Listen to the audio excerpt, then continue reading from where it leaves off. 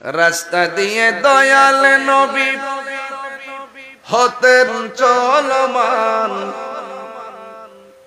রাস্তা দিয়ে দয়াল নবী হতেন চলমান। খোদার হুকুম পেয়ে মেঘে, খোদার হুকুম পেয়ে মেঘে ছায়া করত দান।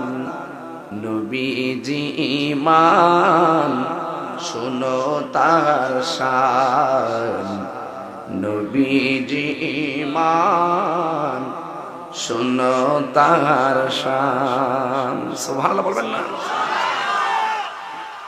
মা খাদিজাতুল কুবরা, আমাদের আম্মা জান খাদিজাতুল কুবরা রাদিয়াল্লাহু তাআলা আনহা, তিনি শুধুমাত্র যে একজন নারী তা কিন্তু নয়, তিনি গুণবতী, তিনি রূপবতী, তিনি মহিয়সী, তিনি এমন নারী যে নারীকে স্বয়ং আল্লাহ সালাম দিয়েছেন।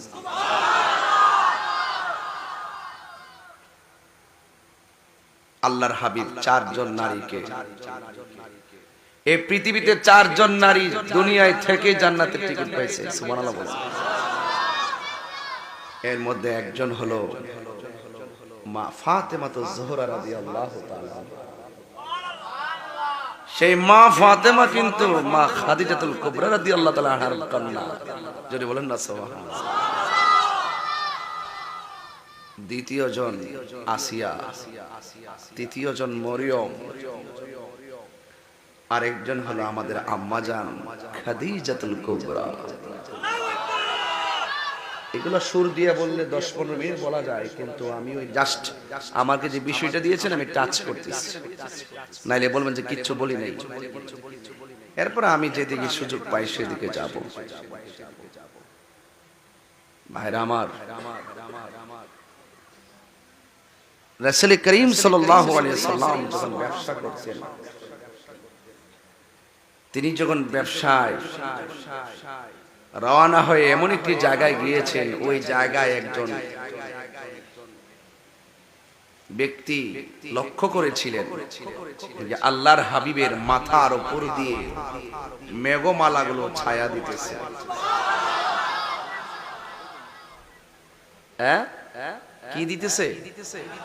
ছায়া দিতেছে। আপনারে মেঘমালা ছায়া দেয়নি, আপনাকে কি নিয়ে বের হতে হয়? আর আল্লাহর হাবিবের মাথার উপর দিয়ে রাসূল যেদিকে যেতেন মেঘমালা সেদিকে যেতেন।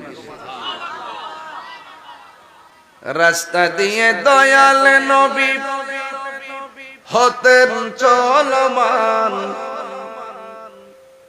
রাস্তা দিয়ে দয়াল নবী হতেন চলমান।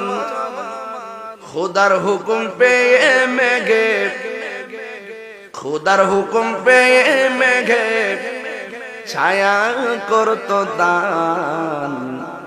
নবীজি ঈমান শুনো তার শান, নবীজি ঈমান শুনো তার শান। সুবহানাল্লাহ বলবেন না?